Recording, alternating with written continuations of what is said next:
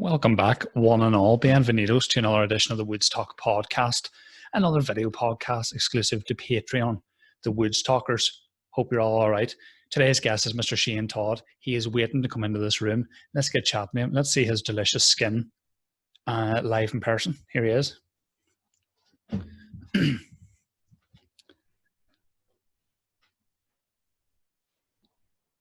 Oh, dang. All right, mate. Can you hear me? I can hear you loud and clear, sir, which is a good thing because you have a lovely voice. You know what I mean? You've got a voice for radio, some would say. Appreciate that. Yeah. And a face for porn. Yeah, Northern Irish porn is Shane's new avenue. I feel porn iron, we should call it. And, just get you stuck into rubbing potato, cheese and onion on random Craigavon muffs. Are we on? Is this podcast? Oh, yes. Yeah, welcome to WoodsTalk, by the way. Good. Hey, man. Good to be here. I didn't know whether we were straight in or not. Straight in, no bucking, Fair. You got the Bonnevilles behind you? I do. Is indeed. it the Bonnevilles or the Bonnevilles? I think it's the Bonnevilles. Because it look like I would say Bonnevilles, but then again, that's because I'm like 12% French. 12%. Are you legit 12% French? Are you one of those people that did Ancestry back in the day? Not even. I think my, or as they're also known, nerd. No, my mom's granny was French, I think. Right. You couldn't have sounded more uncertain there. I mean, she was something. Anyway, she was from somewhere. I definitely know that. Yeah. And I actually think it was France. Yeah, you were clutching. clutching. Have you got any weird background, in terms of play? I think I'm just. You're 100% Strabane, aren't you? You can tell by your face. 100%. 100%. Despite the fact that I wear shoes every day, I'm still my entire I think if I was to look back, it would probably be just the. Just an arrest report, really, just that list of names. You know what I mean? I'm trying to think if you were from other countries, where could you be? And I would say, I'd say you have a little bit of Monica Croatian, in my life. A little bit of Croatian, little bit of Barbados, and just a lot of sperm. A lot of spunk. That's what I would say. Yeah, a lot of people did say I'm the Luka Modric of Strabane. Some people said, even though I don't play football. No, all those ancestry things I think are total bullshit. They're total bullshit. Yeah, I know that the only other person I know that's done it is Butler, and he's got that whole 1% African thing, but I don't think so, to be honest. I think Butler's the sort of guy would 1,000% buy Magic Beans. Like Jack and the Beanstalk would happen to him now. Yeah, I mean, I don't mean to 1,000%. slag him, but the way he dresses, he is single-handedly keeping that Turkish H&M open. You know what I mean? I saw it when he did your podcast. He was wearing his Kerry football top, which, by the way, he can't even spell GAA. The guy does not know anything about Gaelic. So why is he wearing a Kerry? And it's a Kerry goalkeeper shirt, which is so niche. Also, it is a great top, though. There's Joe Dugan ringing me. Sorry, Joe. Speak to you. I'm talking to Rory Woods right now. Yeah, more important. It was just kind of weird. Then he's wearing that chain, and he says he bought that chain for a sketch, but he's definitely bought it so he can wear it, and then decided to write a sketch. Does stuff like that annoy you when you see people with decent football tops, but you can tell they're not even into football? It's like when you see people who went to Topshop and got a Ramones t-shirt, but you're like, you listen to fucking Timmy Trumpet, you can't. So several things to play with there. Number one is I would always have slagged Timmy Trumpet, and then I was listening to some gym playlist, and this song came on, and I was like, fuck, this song's changing my life. Who's this by? And I looked, and it was Timmy Trumpet. Right now. How old am I? Call him Timmy Trumpets. Cool. T-Trumps. It was Timmy Trumpet, and I thought it was a good song. And yes, it does annoy me, although I bought a Ramones album because everybody's wearing the t-shirt. I was like, God, these guys must be great. And I just listened to Blitzkrieg fucking Pop or whatever it is, and I was like, that's a good song, and I didn't like anything else in the album. And yes, it does annoy me 100%. But what annoys me more is when guys wear football shirts with their first name, number 1 on the back. Oh yeah, even as someone who doesn't, I own a few football tops, but yeah, stuff like that annoys me. What would you? Because I know you sort of have a few. What's your favorite football top that you own? Because I know you almost crashed a car to get a United top when we were going to film a sketch at your dad's house. And Dave, that was the day I found out Dave was going to be a dad for the first time, and he was obviously a very important person. And you swerved, regardless, risking our lives to go get this fucking Eric Jamba United top or whatever, Cleverson, whatever. It was on the New York Road. He was selling it. No, what happened was, we were driving to my dad's, past the charity shop on the Newton Ard Road, saw 2 United shirts in the windows, pulled over. Still, I think I just kept the car on the road and ran in. And I was like, how much do you want? And the one went, $2.50. And I was like, fuck, $2.50 for both these. I was like, they are nice shirts. She was like £2.50. And I went, have 3. I think I gave her £3. And one was a faker, like one was a total faker. Like it was that United top where they had all the players' names like printed on it as well, like in wee tiny font. And loads of them like didn't make sense. Like there was loads of guys who like didn't play for United, like Shearer, Beckenbauer, but Fat Ronaldo would say it. I was like, none of them played for United. But the other one was real. But yeah, I have a big collection of football shirts. It's very nerd, but I love collecting like old football shirts. And it does ruin it when somebody has their first name number 1 on the back, or like a Rangers top with like Boyne 1690 on it. I've seen them doing the round a fair bit. Yeah, there's no need to use the top to convey your message. You know what I mean? Just kind of like I have that because when I put up that sketch, I put it on my Facebook of normal people, and I'm wearing an old school Roma top with Toddy on the back, and I was like, I bet you a $5 Shane Todd's going to comment on that, and you did too. I did. I can't remember where I got it.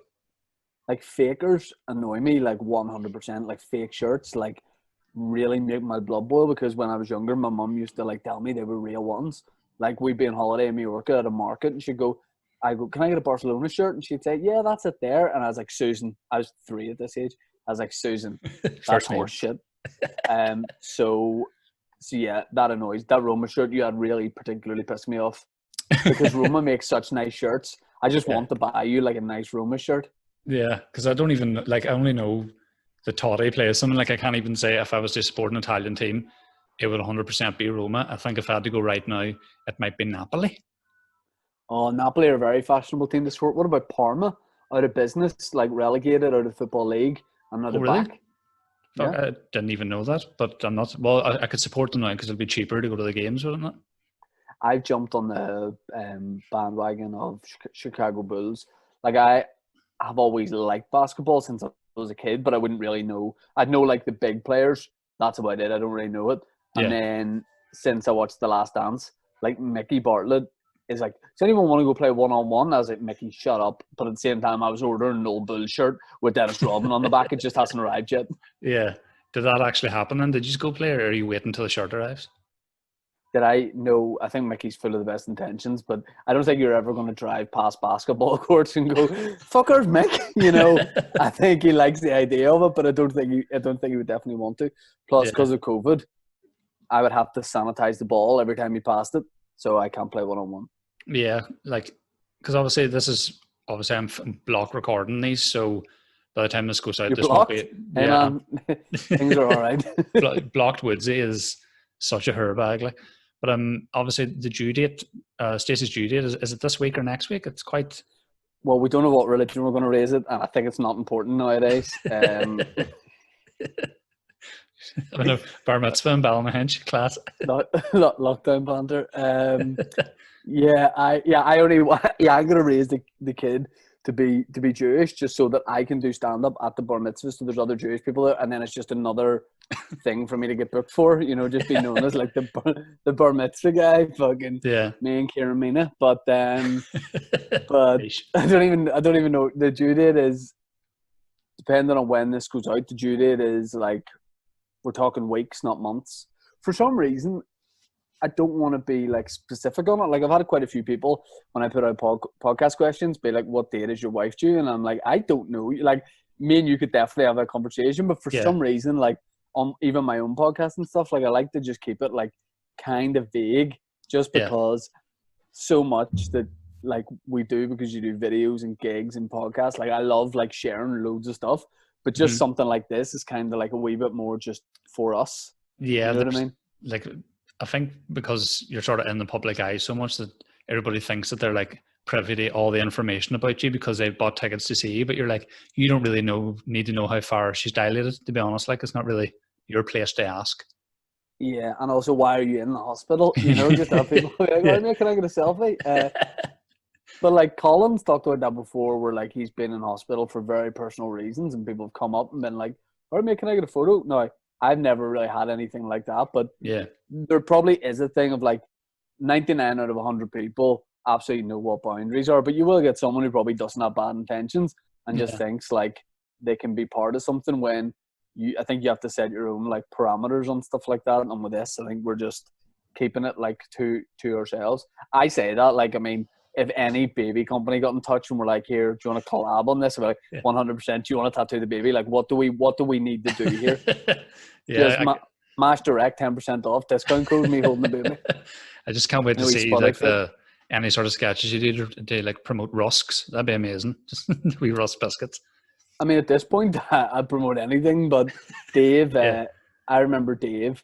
Whenever before they had Holly, he was saying like, oh, he was going to do loads of sketches with the baby, like in the video and stuff. And then very quickly, he's like, "Nah, don't."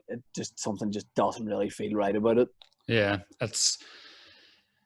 like that's never going to happen. I mean, you're never going to get the time, let's face it, unless you've like an angelic child. Nah, it's not going to happen. What I was going to ask you about is, what's the worst names you've heard for a baby? Is there people in your area or people you're familiar with that name their child a certain thing where you're like, nah, not doing that?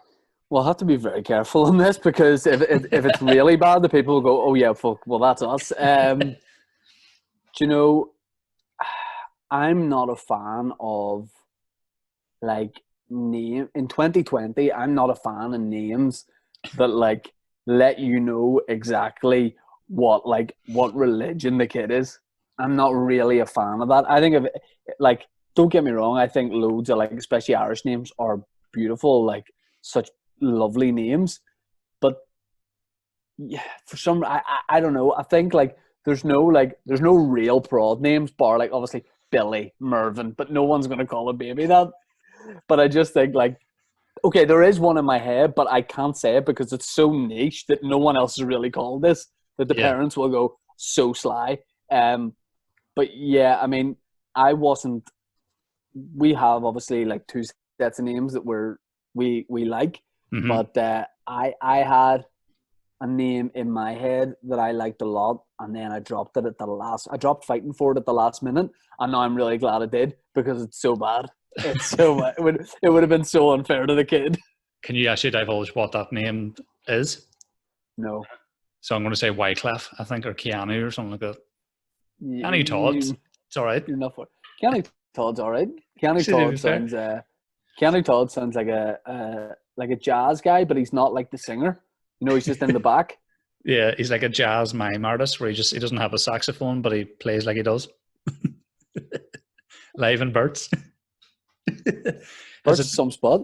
I've never been. I know, good. Weird, isn't it? I've never been. Mind you, I'd never been to the Galacorn before me, you and Aaron went, and it kind of annoys me now. Happier man. Sir, that was great. And do you know what really annoys me now, looking back? Everyone at the minute, particularly in Lisa's side of the fans, are really into this TV show, you know, Gordon, Gino, and your man from the First Dates. And they're all, I've been told about this, but I haven't seen it. It might annoy you because it's basically what we did in the Galacorn with, you know, less quality of food. And you know what? It annoys me now that we're like, we should have had that show. We should have had that time slot. It was a good day. It was a really good day. Yeah. Just the boys like going up before a gig to have a day of spa luxury. Yeah, just to be, because if you can't treat yourself, who can you treat? That's the question. True. Yeah. True. I was going to ask you, has it been like quite a harmonious process between you and Stacey picking the names for the child? Because I know you're not going to find out the gender until the day itself. But has it been quite harmonious, or have you kind of come to loggerheads a few times? No, it's been harmonious compared to how I imagine it could go. Because I'm very like, I like things to be done a certain way, but I can't, like, I'm aware everything's give and take. Yeah. But like, I'm very protective. Like, you've seen the way I am with food. Yeah, right? Very much so. Yeah. I'm like that with pretty much everything. So it's difficult because, but then at the same time, you don't want to be like, I'm deciding everything. Of course, like you gotta have a bit of both.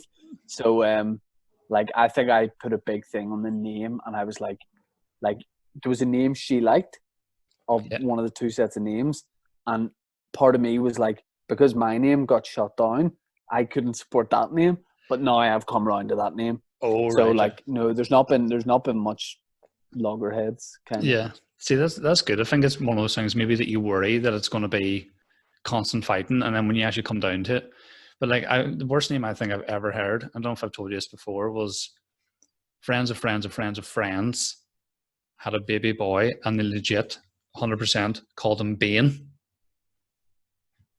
Spell it. Bane, as in, you know, Tom Hardy's character in The Dark Knight Was Rises.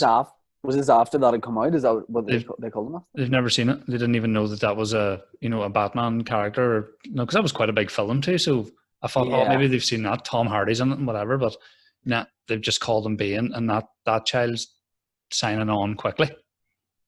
I mean, I find that funny that they wouldn't be aware of that film. Like, you know, they had a brother and sister for being there? Called fucking Hulk and Spider-Man. They didn't know. Yeah, it is tough to see whenever a kid gets a terrible name. You know what I mean? But then again, everyone kind of suits their name. You know what I mean? You don't meet that many people that don't suit their name. Although, do you know what's weird? I keep mentioning Dave. Dave Elliott is the 7th Dave Elliott in his.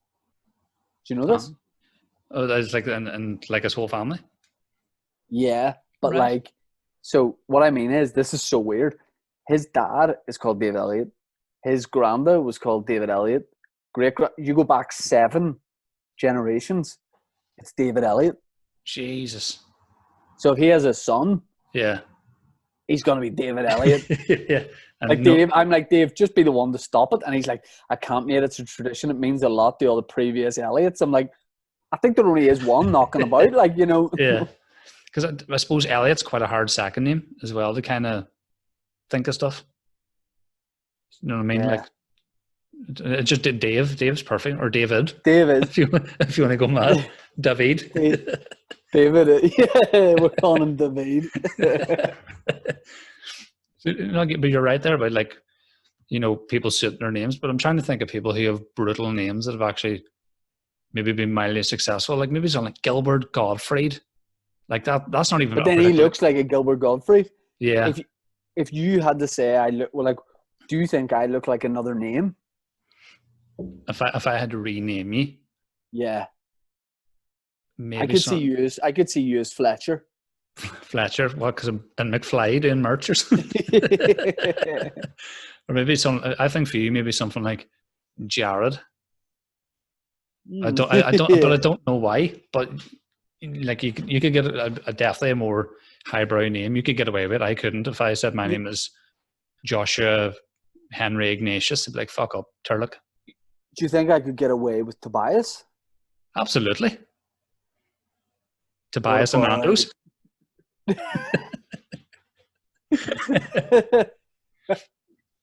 You could definitely. Well, Tobias Todd definitely sounds like, you know, someone who could sell you in a Sam Micro. And then he'd scale it back up. Yeah, like 85 quid in a Sam Micro. It works perfectly.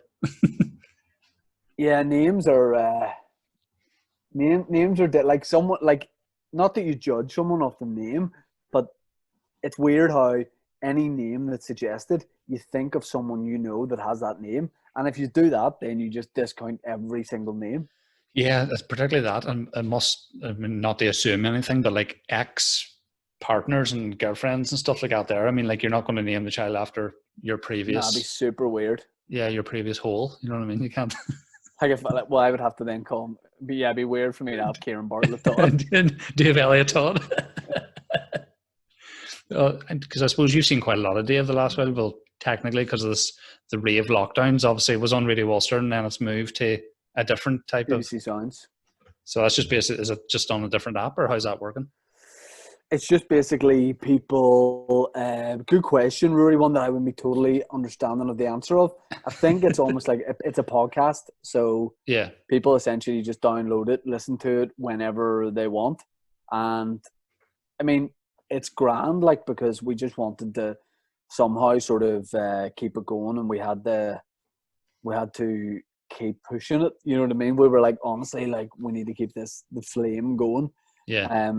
And then I think we're doing like 10 weeks of this, and then we're back on Radio Ulster after that. Awesome. What would you say is the most requested track? Do you think is there one track that's just always been requested, or even one that you know will always get a response? Maniac 2000 always gets asked for and always gets a response. You can't really go wrong with Maniac 2000. Yeah. Encore une fois by Sash.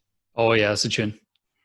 Always goes down well. Then you have like actual like dance heads, like people who are like totally into like that old school dance vibe, and they name songs that I've never heard of. You know, Yeah. some guy will be like, "May I play JX7, take me to the fucking Thunderdome?" And I go, "I don't know what that is." Yeah. That's because the whole vibe is, it's all supposed to be sort of the cheesy dance 90s sort of vibe, isn't it? You throw in like, we'll play, say there's no formula, like, but say there's like 10 songs.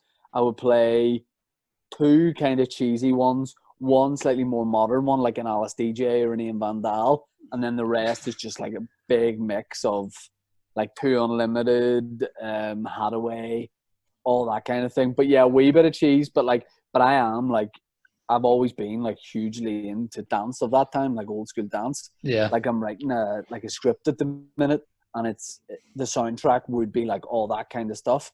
So it's class. I mean, I just don't know why we never did this before.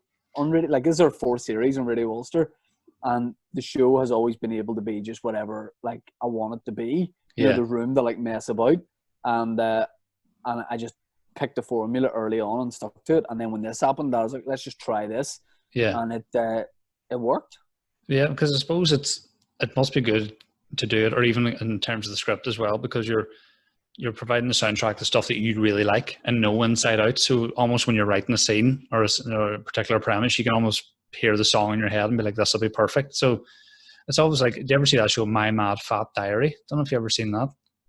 My Mad Fat Diary. No, was it on Channel 4? It was Channel 4. It was your girl who's in Killing Eve, that girl Jodie Comer. It was one of her early roles, but the girl who wrote it was big into like just like mod stuff, but it was all like Oasis and Blur and Stone Roses, and she was like, class. It's the same, I suppose, with like Dairy Girls. I mean, the Dairy Girls episodes have some great tunes on it too. Like, that's one thing we were thinking of doing, because the show Dairy Girls can be like adapted. Yeah, we're just making Dairy Girls. No, on the radio show, we're going to do rave every week, and we've kind of called it the rave lockdown. We're sort of locked into that, but one week I want to just do a Blur v Oasis show, just like Absolutely. one song of each, just go between one song of each. Yeah. And do like maybe a little bit of indie and something like that. But it's hard to know, because then people get used to the dance, and you can kind of like lose them if you change it or whatever. But it's all learning. Yeah, because I suppose it's not that it was ever not going to take off, but obviously it's went so big. I suppose the lockdown does help. But yeah, it would be hard to change the formula halfway through and be like, you know, unless you get Joe Rooney live on the show as well and get him to narrate or introduce the tunes. Yeah, I can see what you mean about changing the formula so quick, because like it's Friday, isn't it? It goes out Friday. Well, it goes out on a Friday afternoon, just so we can try and keep it to people listening on a Friday night or a Saturday night. So it goes out on Friday afternoon. Yeah, but people listen to it at all different times, which is interesting. Like people go to the gym or go for a run or drive or work on a night shift. Like you see people listening to it in different ways. Yeah, because I did for today's run. I did a week 7 at Couch to 5K of 9. So what distance are you going today? It's all in time still, so it's 25 minutes. That's right. 3 times this week. So I did struggle today a wee bit, but I didn't stop. So how far did you go? Do you know? I have no idea. I know I've got that app that you suggested, but I'm going to wait till I finish Couch and then just concentrate on that app. So like solely, I think. But it's going well now. It's it's weird now that anytime I go for a run, I'm like really productive and in good form after. But obviously I don't run every day. So the days I'm not running, I'm worried, am I going to be a miserable bastard? Do you know what I mean? But there's a chemical thing to that, isn't there? I mean, I don't know what it is, but when you go running or Yeah. you do like exercise, it sparks off something that Yeah. like creates like, let's call it, good vibes in your body, and yeah, you'd be way like, there's times where I'm running or doing a bit of a workout and I think of stand-up material, Yeah. and it's great, and you know, it's class, like doing exercise. Then I always have like cold shower after, and then after that I'm just buzzing for the day. And the best thing is if I get up early, like extra early, and do it, and then start work for the time I would start work at, I already have my exercise in, and I'm all clean and I smell all nice because I've had a shower. It's smelling lovely. What is your shower gel of choice? Chat to me. So I want to go into this a wee bit because I just use whatever gets bought, really, if that makes sense. I don't have one that I'm really into. But you know the original source mint one that everyone used, like the green original source? Yeah. You know the way everybody's like, oh, if you use that anywhere near like your balls, it gets really tingly and like it's mad. Yeah. You don't get Doesn't that? do anything to me. Is it because you, I suppose I should explain to everybody who listens to this that you have exclusively cold showers, and you have done for quite a long time, Yeah. actually, because you were Couple of saying years, yeah. you get very red. I Don't go you? blotchy. Go blotchy. And then if that happens, like, you know, the only thing I have going for me is my face. So like I can't have that blotchy, otherwise people will find me funny. But yeah, it's weird. I just have cold. Do you think that's why I'm not getting that tingling? Because You're already. it's not warm water. You think it needs to be warm water and a blend of that shower gel? I think so, because I think really it doesn't really do much, but I think in comparison to the fact that you're in a hot shower, yeah, that shower gel just feels tingly on the old tainting bag. You know what I mean? Which is the bar I'm opening in the Cathedral Quarter, the tainting bag. Tainting bag, whoa. So I use that, or I bought a Randox one for the house the other day. I like to treat the house. This is for you. It was ackee berry and clay, Right? and it smells great. I think it's gone like the same way now that like Yankee candles went, where there's just fucking everything in terms of scents, in terms of shower gels. You can get like, you could probably get a curry chip shower gel, biscuit. See, what you need to keep your eye on is fellas like our age and older that are into like bubble gum and fucking chocolate flavored, you know, like the novelty ones. Yeah. They're headed for a register. Let's just put it that way. Absolutely. Like I'm getting more into fragrances. Like I don't use aftershave that often, but like, do you ever smell a man and go, oh my, like, oh whoa, like, Yeah. do you ever smell a man and be like, he smells like a sexy forest? Yeah, my optician. Oh, smells Smells great. good. Yeah, because nobody he comes in and he puts like the sort of big mad glasses on you, and he's sort of looking directly into your eyes, and it was like stars. I've seen stars. Like, Can I tell you something? yes, I've never had an eye test. have you not, sir? Never in my life. What a lifestyle you lead! You just have had perfect vision. Oh no, I don't have perfect. I can't say anything, but You just, I'm just I genuinely have never had an eye exam. Maybe as a kid, but not since I Yeah. was school age. Definitely. Would you be hesitant about wearing glasses? Honestly, No, not really. I think when you get to like when you're in your 20s, you know what I mean. When you're like disco dancing and fucking skateboarding and stuff, you don't Yeah. wanna. You think that looks uncool, but no, I think glasses look well. yeah. I got like the glasses you're wearing are nice glasses right now. Yeah, But I mean, I wouldn't choose to wear glasses. But no, I think my eyesight's really good. But then again, it's one of those things where like I also think my hearing's good. But then sometimes your ears pop and you're like, oh, why have I not always heard like this? I don't know. Maybe I'd put a pair of glasses on and go, I can see my hand. I think I'm deaf as fuck, to be honest. Well, I think I'm losing the hearing because it's just wee things now. If I'm sitting and watching TV, like watching normal people or something, and Lisa comes in the room, she's like, that's wild fucking loud. But to me, it seems fine. So I think I'm destined down the path of. But I think there is a thing of like the way TVs are now and stuff, and whenever you move out of home and you can sort of watch TV, whatever, I think there is a tendency to just watch TV very loud, just because there's good like surround sound stuff now. Like TVs sound better louder now. Like I definitely watch the TV a bit too loud. Yeah. But yeah, like I've heard a lot about people getting their ears syringed, and it looks stinking. But I would kind of like to, like, I look after my ears, but and that the Sunday World will probably pick up on this and use that as an exclusive. But Shane Todd looks after his ears, so he does. yeah, I definitely do. But I would like to get my ears syringed just to see if it makes like any difference, because I think my hearing's good now, but then imagine if it did that afterwards, to be like, this is way better. Yeah, like what is the actual procedure involved? What do you mean syringe the ear? They just kind of, is it removing stuff, or is it? What do you mean? It gets rid of like if you have deep earwax. Like I presume that everyone has some, but like I usually cotton buds in my ears. Like this. As if you're the only person in the world that does it. Yeah. I'm one of these weird bastards that uses cotton buds for their ears. Every other her's using breadsticks. Don't be cunts. But I think they dip. I think they what they do is like they syringe, like a wee plastic syringe, like not with a needle in the end, obviously, like warm water into your ears. Yeah. And then the wax like comes out because of that hot water. Yeah. People do this with olive oil as well. I think they go to sleep with a little bit of olive oil in their ear and then lie on the side. Like, say you put olive oil into your right ear, then you go to sleep in your left ear. And then if you turn your head in the morning, apparently waxing with it, I mean, it makes you feel a little bit sick. Yeah. But it'd definitely be something fun to do post-lockdown. Just get the fucking, get the fucking ears done. Get the boys together and get a lot like a extra virgin olive oil. Gino de Campo's olive oil. Get the fucking lads to do a whip around for 2 litres of Bertolli and crisp and dry. Do you know what's fucking what was that? But that sounds like, you know, to anybody else, that sounds like, you know, those life hacks that are going mad now online. Everyone's got a life hack where they're like, I made a gazebo out of fucking breadsticks, and then I'm making pasta using an old shredder or some shit like that, and I'm getting sick of it, to be honest. I don't know if you find anything annoying during lockdown social media. Do you think there's anything that stands out?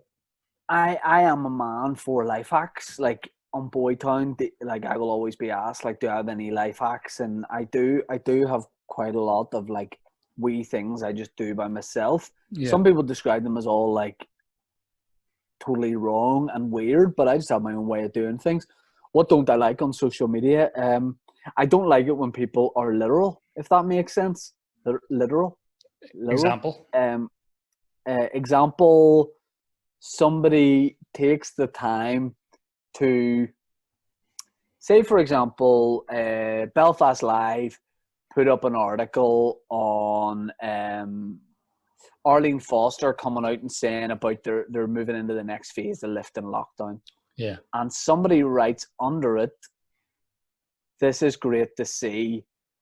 Somebody writes, this is great to see. Hopefully it won't be too long before we're back to normal. Yeah. What have you contributed by doing, like, you know, okay, here's what fucks me off more than anything. Yeah. Somebody that lives with someone else, like say example, us and our wives, or anybody that lives in the same household as anyone else, writing happy birthday to that person on social media, and then the other person writing under it, thanks a lot, appreciate it, thank you, you spoil me. You're fucking having that conversation. No, cheers babe, see you at breakfast sort of thing. Fuck me. Fucking hell, that one really, really gets me. Like, just anyone that would have a conversation that they've already had, and you presume they've already had it, and you know that they're just having it on social media for the way it looks, that takes me to the fair. But yeah, people being very literal on things. Like I put up over lockdown, I've put up quite a lot of like singing videos where like if we're out for a walk, I like sing, but like intention. Like if fucking Pavarotti was a 10 and a cat screaming is a 0, I'm a 5 out of 10 singer. Like I could be in the background chorus of a West End musical as long as I didn't have a bit to do just myself. So I put up videos where I'm obviously intentionally singing like a little bit weird, like just like a wee bit nasally or something. Yeah. And I always put these videos up and write, what do you guys think? Or something like that. Like, hey, can I get your thoughts on this?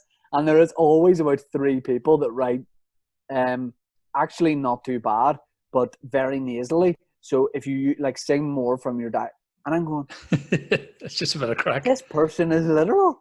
Like I don't know. I just love irony and jokes and stuff on social media. And whenever people just leave like vaguely serious, like like if you're just making like a great point or something, like I totally understand. But as people who just contribute, we like great to see. Do you find I just don't get it. Yeah. And do you find that you get a lot of that because a lot of your videos, like kind of like McGoldrick stuff and say MC Beezer, obviously some people genuinely believe that this is an aspiring rapper and this is a legitimate person, that they go like, oh, this guy's fucking up his own hole. And you're like, yeah, it's a character. And because I assume Colin must have got it as well, but they're like, I haven't seen him fucking fight once. You know what I mean? Bar the Blender. I haven't seen him in any amateur fights.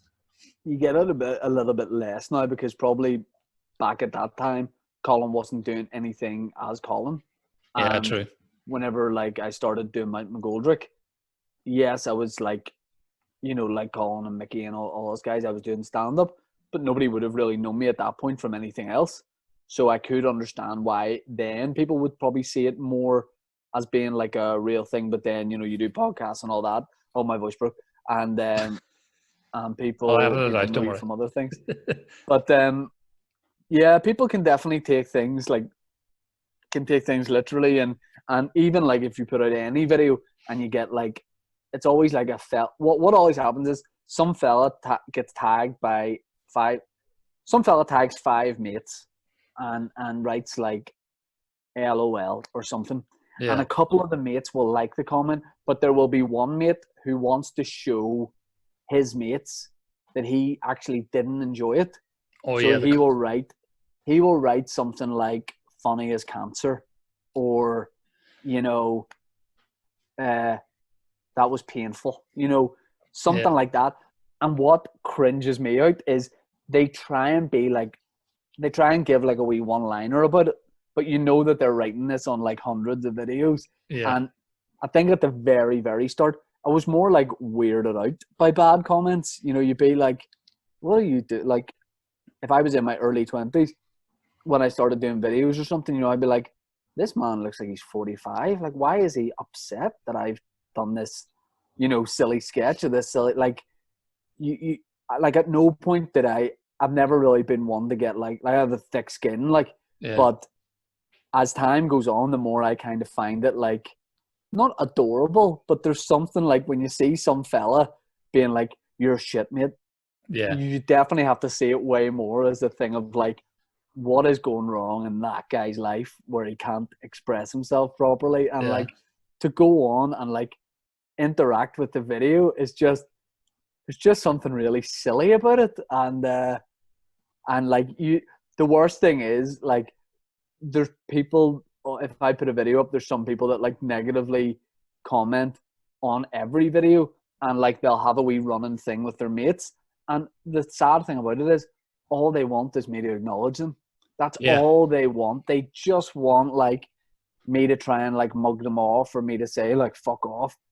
And there's something very tragic about that. Oh, for sure. Makes me happy, you know. It's so annoying that like, even if it's just a video or even a status, no matter what the topic is, there's somebody that can be annoyed. I put up a Facebook status a while back when the lockdown had pretty much just happened. They cancelled the Eurovision, and I just said something on Facebook like, the Eurovision's been cancelled. It spares us having to sit through 2 culture lads who did a half decent version of Purple Rain in a GAA club and got the nod for Ireland.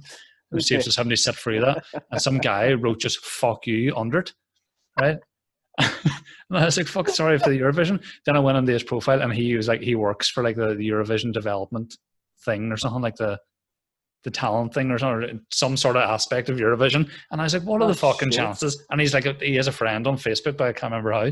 But I was just going, he's livid. He is livid about the Eurovision. Like, but it's it's just like, when have you ever felt the need to go and like negatively write under someone's video? Like, I will tag, if, for example, you ask me what annoys me on social media. This doesn't annoy me, but I definitely find this weird.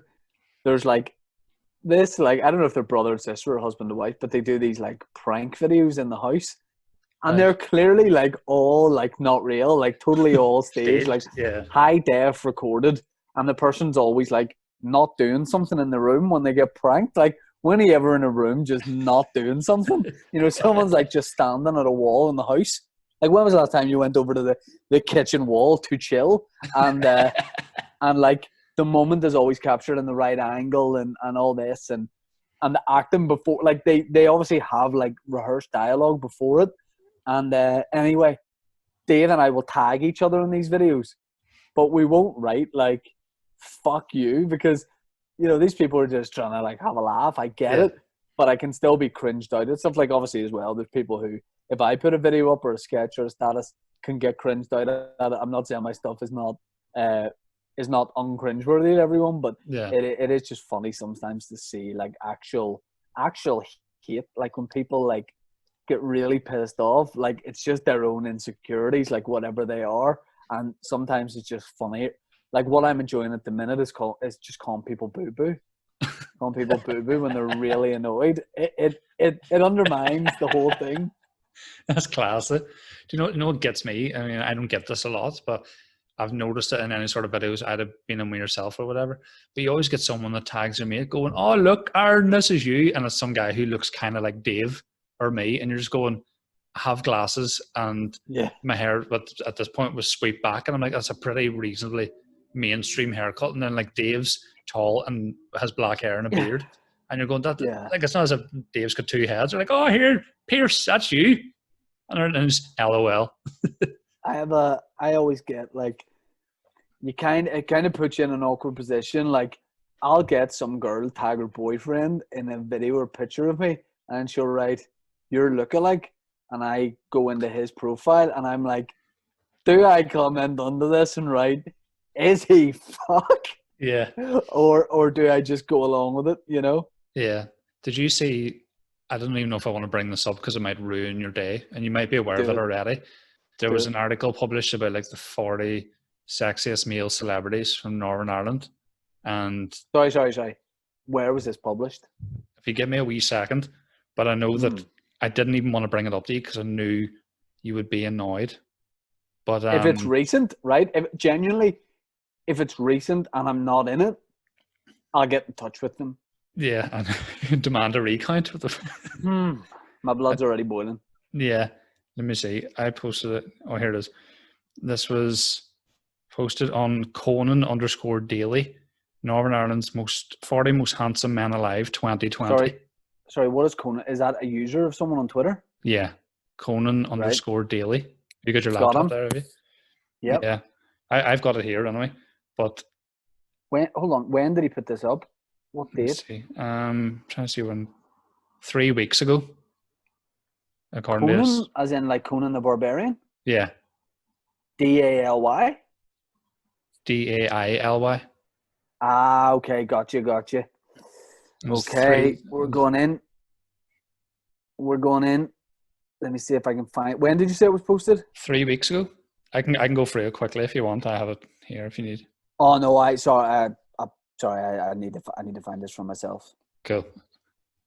Oh God, I mean, like, I'm keen to see the standard here because I'm already fucked off. Yeah, 100%. I have a feeling it's going to get a bit worse, mate. To be honest, because Aaron Butler was annoyed. What was he annoyed about? The placement of certain people, but I think obviously he was expecting maybe to get. Oh no. No, that's cute, but no, honey. Boo, no. I tell you what, say if it was the top 800, he'd still be asking that. Also, who is this guy? Conan? Spain's 35 most handsome men alive. The most handsome Muslim actors in Hollywood. Does it say Northern Ireland on it? It says, it's got a picture of Dornan, Northern Ireland's 40 most handsome men alive 2020. By the way, no problem with Dornan being on it. So here we go. Okay, number...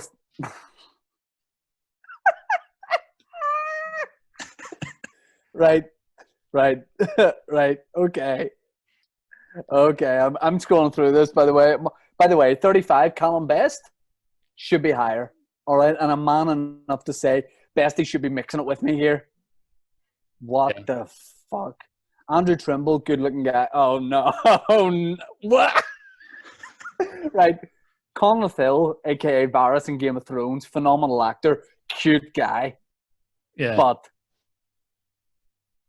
what the fuck is happening here? Oh my, 25, Kyle Lafferty. 22, Patrick Keelty. Keelty, yeah.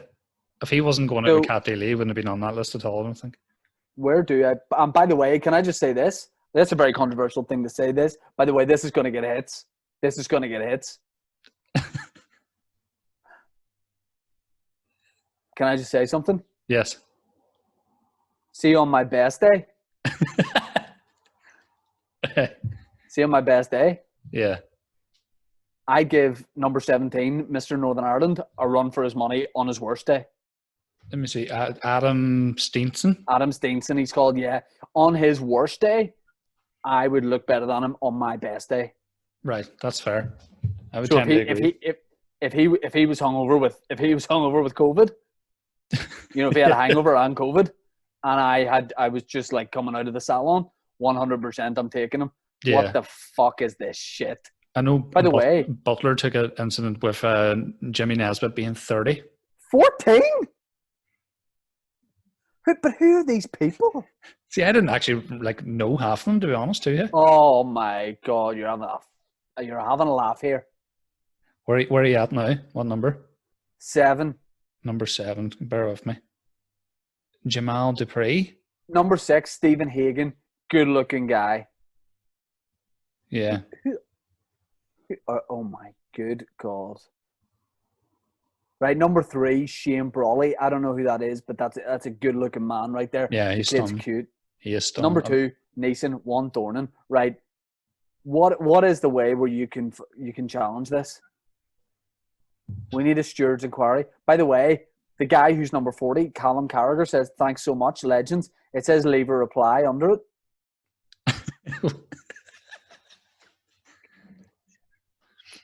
What am I? Have I ruined your day now just bringing this up? Because I was hesitant. I won't lie to you. You would take issue with something. Sorry, I'm just leaving a comment. Are you on that article? Yeah? Yeah. If you leave it. Yeah. So I've left a comment on that.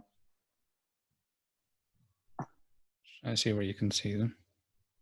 Just right at the bottom underneath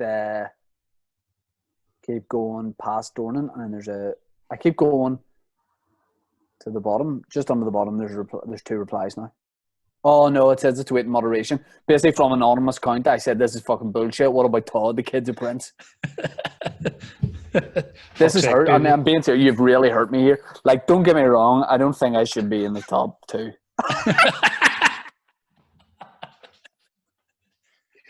Being sound about it. 3 or 4. We've discussed this backstage, as in like me and some other comedians at shows more than one time. Yeah. I'm a regular, like, average looking guy, but in terms of stand up, oh, you're yard. You're Channing Tatum. You know what I mean? I'm Channing Tatum mixed a little bit with Travolta in Saturday Night Fever. Yeah. And that's all it is. That's perfect. Yeah, that order. I mean, do you know what's crazy? Like, that's got me feeling like I'm feeling multiple sexualities right now, because that article has also got me thinking, what about this fella and that fella? So now I'm just thinking about sexy local guys, and I feel like I want to smell that smell of, like, when you smell a nice guy, that fucking pine smell. But yeah, there's sexier guys should have been on that list for sure. Sorry. And like who? Can you think of anybody off the top of your head? Honestly, when you look at that list, it's anyone could justifiably be on that, because that list isn't a list of cute guys. Yeah. Haggerty should be in there. Who else? There's cute guy. I mean, Andrew Waterworth, who plays for Linfield. Google him, cute guy. My friend Craig Gilroy plays for Ulster. Cutie. Another friend who's an actor from here, lives in New York, Shane McNaughton. Cute. I've heard that name. Yeah, very cute. What was he in? Shane. Me. Shane McNaughton, guy has a mysterious look, and it works. I don't know. There's multiple people we could have put on there, but Yeah, yeah, I there's don't know where that's on loads. I from. think Shane McNaughton. Yeah, good looking guy. Ah, he is. God bless He's him. He's got very it. well Like he's groomed. got it. He's Yeah, very well groomed. he's got it. But no, that was enjoyable, but at the same time infuriating. Let's have a recount. Yeah, Honestly, Neil Poit for is he on it too? Oh, then You know who else actually probably sneaks on there? Snodden. Snodden, yeah, rightly. Snodden's a cute guy. Definitely a cute Yeah, guy. he's got I tremendous mean, skin. do we just bring out some sort of series called Local Cute Guys? Absolutely, I think like we definitely need some sort of recount for that whole Yeah, thing. not ideal. Not ideal at all. But Yeah, because actually, weirdly enough, one of the first things I was going to ask you at the start of this was if all the boys were to get together and do a charity single like they did for Radio 1, the Times Like These cover with like loads of people over Zoom. What song yeah, do I you hate the way reckon? you say loads, but yeah, What way I say it? Loads? loads, And how do you say it? loads. Yeah, so you say it properly, I fair think play. I get to the point quicker. Loads. You dance around it. You're like loads. Like there's a lot of time in between where I Yeah. can make toast. But what single would you like us to do? See, I was 'Cause thinking I'm in. if we had to do it, and you touched on this, Maniac 2000, wouldn't that be brilliant if we all just took a line each? and then said, yeah, and then recorded that. do you know what's so funny? By the way, I'm in, but like our local comedy scene, the distinct lack of drugs, like every other comedy scene, like Yeah. in like the main gigs, which are the gigs that we're doing, like Yeah. you always hear a guys being like, "Oh man, there's loads of gear floating about." I mean, if there was like, you imagine we did one of those like big charity shows we do. If anybody's like, "I'm going to do a line here," I think we'd all from the place. I'll be tight for sure, like because Everyone would be like, "Eh, that's dirty." that's going in your Dirty. nose. Because I wonder, like, Dirty snout. because I think actually, like, your man, the remaining Chuckle brother, had more coke in the Limelight dressing room than the entire squad charity gigs. The Romanian Chuckle brother. No, the remaining. Although the Romanian, what's to me to you in Romanian? To me, to you. To me to you. Borat. Hey, definitely call this episode the Romanian Chuckle brother. I'm just thinking of like trying to remember the opening credits for their TV show, just but the Romanian. Chuckle Vision. Chuckle Vision. Chuckle Vision. Oh, and then fucking Joe Pesci's in it. Yeah, you think I'm funny, huh? What's it? Can You you do wait an here. I'm impression? gonna climb this. I'm gonna climb this fucking ladder. What?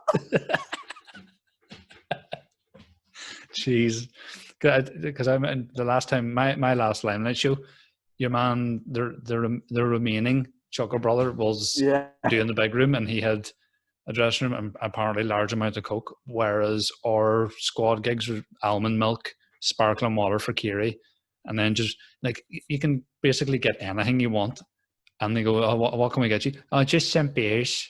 The Nice, most just we've warm ever beer, asked please. for is like beers, and then someone asked for a bottle of prosecco once, so we could do the little bit of the bubbly thing. Yeah, That's it. Yeah, that's right. Yeah, Oh, fucking shit. You're getting arrested. Yeah, that's that's my dinner ready. The Romanian Chuckle brother. Fuck me. Yeah.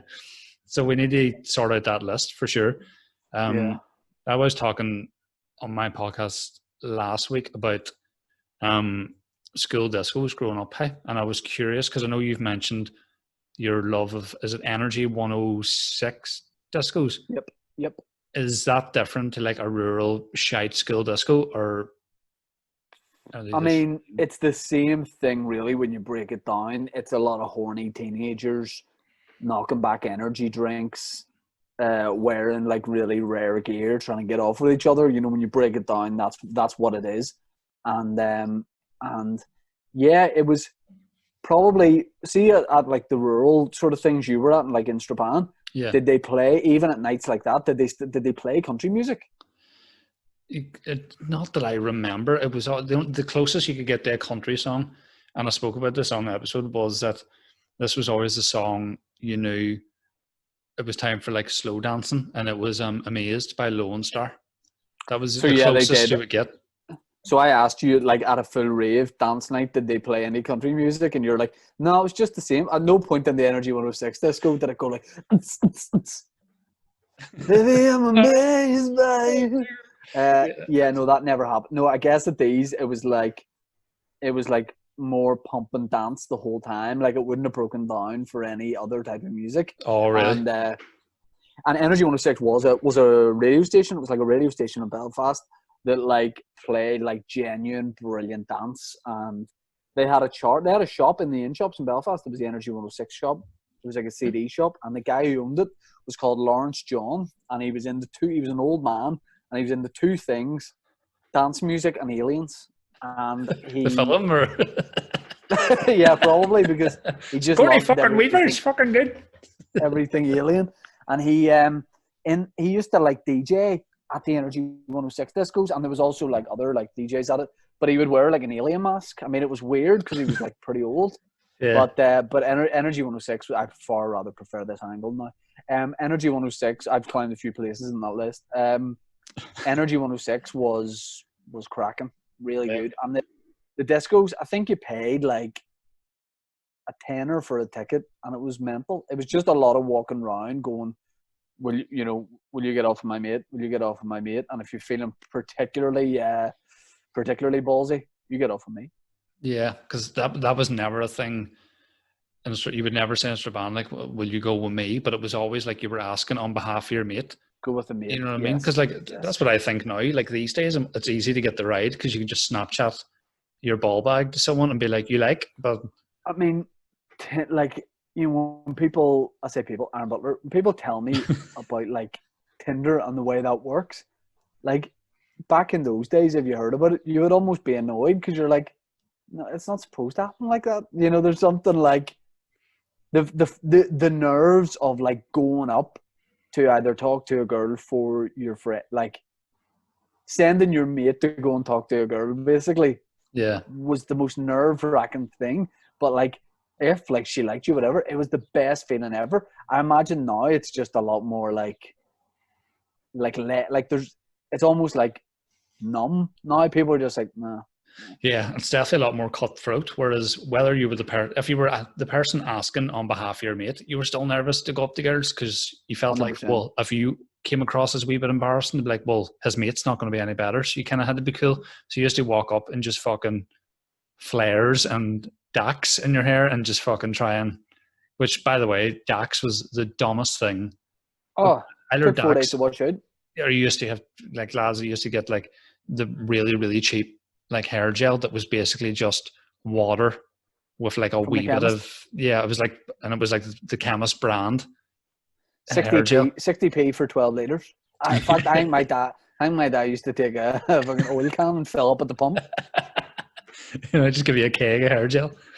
Definitely. But it was always nerve-wracking, either being the person that's asking or waiting to see, because you have to stand on the corner and act like you didn't really know that your mate was doing that because you were so cash. Yes, you didn't even have like a phone or anything to look like. What could you really do? It's not like now you can go on your phone and play fucking whatever. Like you just have to stand there and be like, call on me. I would pretend sometimes I was talking to friends in the distance. 100% I did that. Right. Always, like, because like you say, you don't have anything to distract you. So I would always be like, I'd feel out the move, and then I'd be like going, what? What is that? Yeah, so that's what I would do. But yeah, those days were so much fun. Like the way home as well, you were just talking to your mates about like, did you kiss any girls tonight? Who'd you kiss? And all, you know what I mean? It was just like giddy fun. Yeah, it's and luckily my mates didn't like. I never really had mates that got into, like, obviously the odd time it happened, but no mates really got into any bother. You know what I mean? Like, you weren't going out and fighting or anything like that. It was just literally like, let's try and talk to some girls and have a rave, throw some shapes. Yeah, because like obviously there's Energy 106, but where you grew up, was there no sort of rural disco, or was that the closest you would have got? Was Energy 106? No, Energy 106, no rural. There's no foam parties, no like truffle foam parties, or I actually never I'd been to one foam party in my entire life, and Right that enough. was at what did you call that place? Beach club. Beach In the club. beach club. I didn't go to the beach club many times either, but I went to a foam party there, and don't know if I enjoyed it. Yeah. Did you ever go to box? Was box one of your haunts? Yeah, I didn't mind box. wouldn't have been low. I wasn't somebody who was out every weekend really. Maybe when I was a student, but it was more sort of like bars there with maybe a wee bit of dancing. Yeah. I wasn't like really nightclubs all the time, but yeah, I would have went to box a wee bit. Yeah. Because since I've known you, like particularly in terms of pints, you're still quite sort of disciplined. But when you were a student, did you ever just go fucking like mental, like properly steaming Todd? Or, like, because I've seen you obviously have a No. few, but it's usually like you have Yeah. 2 or 3 very strong drinks over the whole night, and then you just kind of wind it down. Like, were you different when you were a student, or have you always kind of had that discipline, do you think? I was never like I don't even see it as discipline because it's not like there's part of me saying I'd love to like be drinking more Yeah. and then I'm trying to stop myself. I kind of just always have drank the amount that I would like to drink. Like the only time I'll really go for it is like say like a stag, you Yeah. know, I'm more than happy to drink in the airport at 6 a.m. and go through till the 7 in the next morning morning basically. to the Yeah, flight. To the flight. and then go to my separate hotel. Like if I'm doing it, I'm doing it. If you know what I mean. Yeah. But like ordinarily, I don't like. I've stopped drinking now. Even like lockdown, I haven't had more than 2 or 3 drinks at one time in lockdown. Yeah. I always have the best intentions for drinking. I'm like, oh, I actually fancy like a good few drinks tonight and kind of like let loose a bit. But I don't know. I'm more into like feeling good the next day, and I just don't.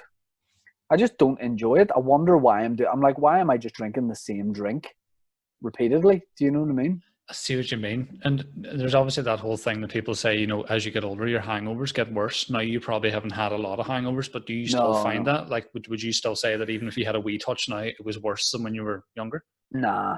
I don't No? drink. I definitely don't drink enough to get a hangover. I like. It's not like you get a lot of people like our age who are like who maybe if they only drink a bit, it's because they go mental when they get drunk. Yeah. I really I don't you have seen me drunk. Like I don't change when I'm drunk. I can be giddy like, but I don't like change. Like I don't get like mental or weird or anything. Yeah. But I don't know. I just am not really into it. Like I'm good with drink as well. Like I never like I'm sick or anything. Yeah. But I do I like gin, red wine, cider, the odd Guinness. But I feel like I properly enjoy drinking because I don't do it often. So when I do it, I treat it like, oh, this is not a big deal, but I'm like I'm going out and having a few drinks. Whereas Yeah. there's people who just probably drink in the house and now it's second nature to them. Yeah. Did you ever drink before going on stage? Back even when you started or anything? Yes, not all the time, but there was definitely nights where like you would try and talk someone else into driving so you could have a few drinks. And Mm-hmm. the first time I ever headlined the gig was in Lurgan, and I got pretty tipsy, like drunk, before I went on stage, and I didn't have a good gig, and that was a bit of a wake up call. Even though it was the first time I'd done it, I was basically like, well, I don't want to do that again. And then I also noticed that there was like people gigging back then that probably needed a drink before going on stage, and I never wanted to be like I was nowhere close to that, but I never ever wanted to be in that boat. Yeah. You almost see people where you're like, you're just doing comedy so you can get out for a few drinks. Do you know what I mean? Yeah, I don't know. Like say when we go to Rathlin, like whenever we did the gig in Rathlin, and me, you, Dave, Colin, Aaron, uh, all that, like that was brilliant, and like Yeah. there was so many pints had, Oh, yeah, for and sure. if we do that, it's like I'm in. You know what I mean? Like I am in. I am out. I'm gonna have a good time. I'm gonna get drunk. But if at the same time we were going Yeah. over and everybody's like, I don't feel like drinking, I'd still have equally as good a time. I think I've been to Rathlin twice because the second time was all the squad. The first time I slightly preferred, not for any major reason, in that there was someone on that trip that we didn't expect to be there. If you remember, a friend of a comedian who was there. We'll not get into too much, but Absolutely. we absolutely will. But it was fun. That was fun though. Yeah, they was very very bohemian. Didn't mind coming out of the shower room in front of all of us with everything exposed at his age. I mean, God bless. Yeah, enjoyable. That was an enjoyable trip. Yeah, and like some of the even there's that photo of me, you, and Dave. I want to say it's on my Instagram. I think you tagged me or Dave, and it just summed up the whole trip in one photo. Just pissed. Is that we're drinking down by the water, giving the finger to the camera? Yeah. Yeah, Like, that was about 5 hours before the gig as well. That was fun. no, yeah, that was a long day of drinking when you think about it too. It should have been a Absolutely. lot more carnage. One more thing, and then I'll let you go. We spoke about the first time you did the Ulster Hall by yourself. It was your second time doing that room, but you said this probably only be interesting to comedians. But like the first time you did it outside of the Billboard support, you said that you enjoyed it, but you felt like you couldn't settle until you'd done that room again with your solo show. Was it the same then when you moved to the waterfront, where you're like, Yes. did it feel entirely different? Because it is a different setup. I mean, it's obviously more people, but there's obviously more boxes and stuff from the stage, isn't there? Like there's a slightly different layout. So the first time I did Ulster Hall by myself, solo show, it was grand, but I was capable of like performing that show a lot better. Mm-hmm. It was a good night. I think everybody walked away having enjoyed it. I definitely enjoyed it, but I just couldn't relax. I didn't like you, even though that was the first time I've done Ulster Hall, I didn't use my experience then of doing stand-up for a load of years to just let myself relax into it. I kept this like nervous pace the whole time, and I should have just planted my feet and wait until I got relaxed and talked myself through it.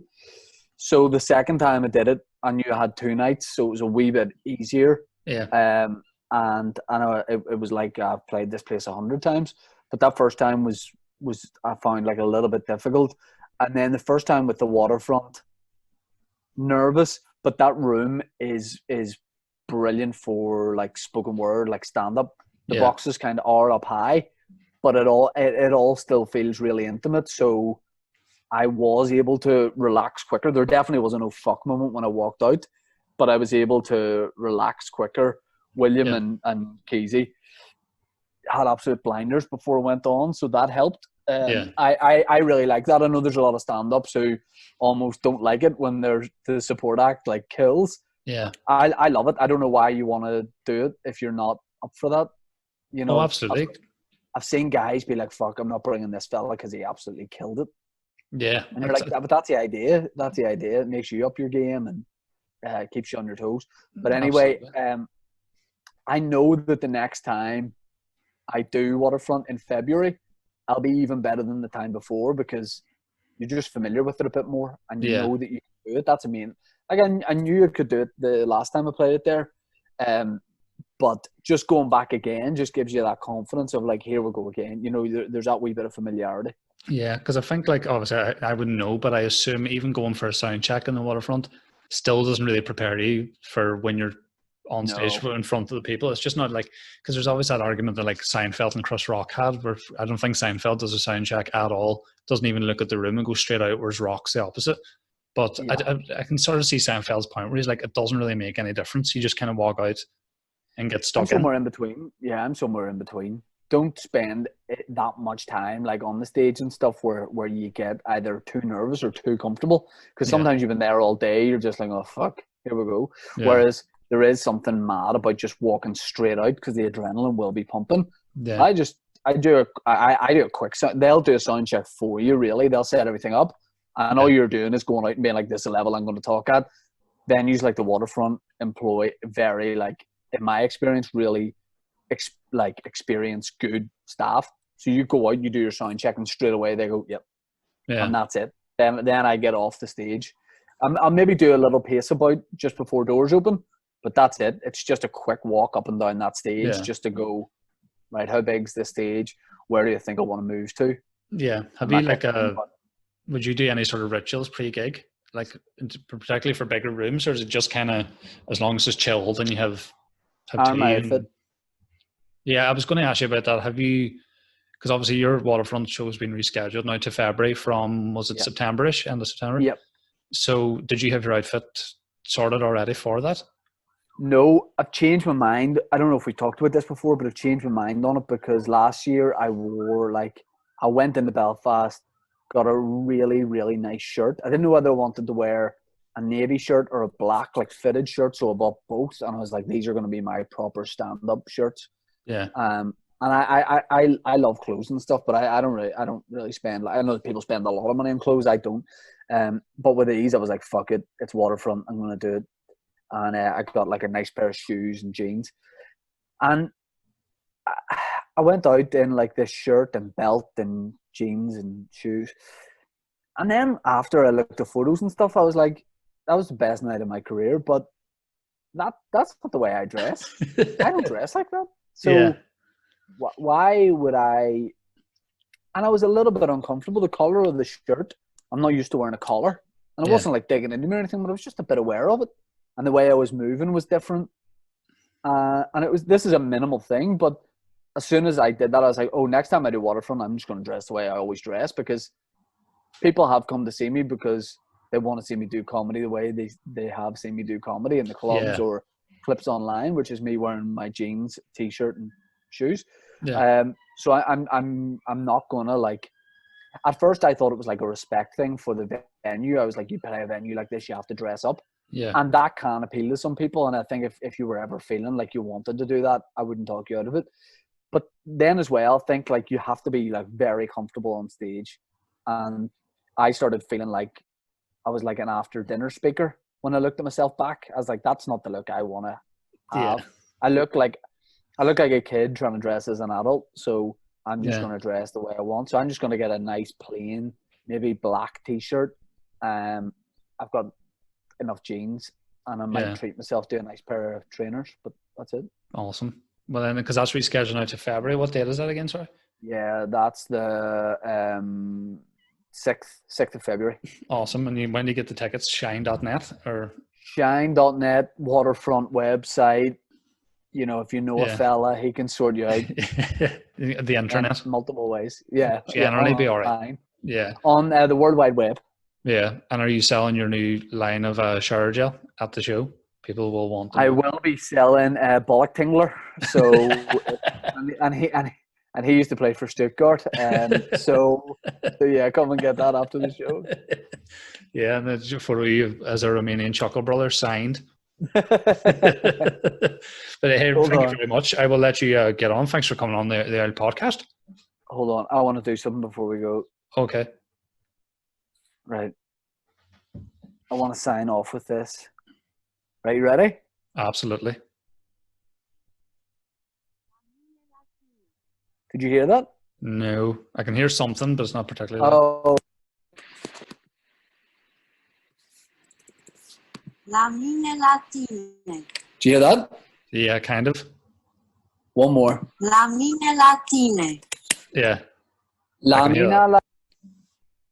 It's to me, to you in Romanian. Happy days. Thank you so much. And I'll get chatting to you soon. Stay safe. And obviously, hopefully everything's all right with the family, because that's going to be a thing soon. Appreciate it. Yeah, and I'll speak to you very soon, man. Thank you very much for coming on. Much appreciated. No worries. Said love you. Do you want to say it back? Love you too, brother. Appreciate it. One love, mate, for the mother's pride. One love for the city streets. Yeah, you're right. I'll see you soon, mate. All right. Take it easy. All right. See you. Bye.